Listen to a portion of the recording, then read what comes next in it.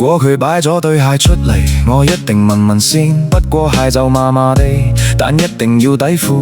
我以前住劏房，跟住唔知邊度有個四眼妹，攬咗啲 T-back 上去，跟住我上天台。雖然佢係洗完，但佢有衣物清香劑嗰陣味，真係好正。仲要撳你摸上手嗰陣質感係緊貼肌膚，嗰種殘餘記憶嘅內褲。你摸個位，摸底褲包住個位，等於摸到私密處嘅質感。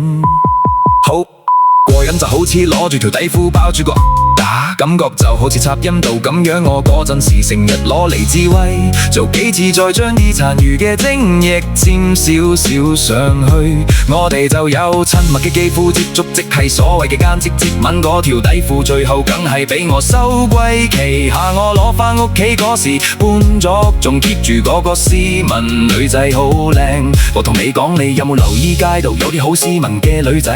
佢一絲不苟，啲衫好乾淨，真係冇刻意打扮，但係佢好乾淨，跟住皮膚又好光滑又白。嗰啲佢嗰啲內衣褲乾淨貼身到我懷疑佢係毛毛嘅女性部位。嗰啲洗完之後你 feel 到呢個女仔個女性部位，一定係粉紅色，一定係分泌物都係香，不妨一試嗰種。你知佢啲衫樣就一定好乾淨，啲衫日日洗唔會污糟，呢啲咪可以，啲底褲咪係有質量，quality高，所謂 high quality高，品質值得珍藏。係咪每一條污糟爛塌不堪底褲噏晒味，表面乾淨佈滿危機？重病入醫院睇陰你有梅毒愛滋乜都有呢啲見，外國人好鍾意玩呢啲，外國人成日 mark 呢啲更杯黑，唔會有唔上下款，即係冇化妝嘅，淨係副眼鏡就去遮住，等自己個美貌唔好太過展露。隻題叫咩？深藏不露，你個知邊個？阿凡達個社工，住大埔多個瑪麗莎羅，類似着啲嘢用咩環保袋咁樣嘅，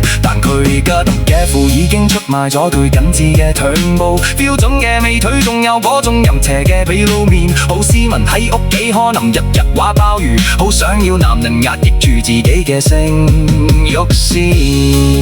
呢啲乜睇正阿凡達溝嗰件，其實嗰件難溝嘅，因為個個男人佬都想上佢，我見都知係好嘢嚟啦。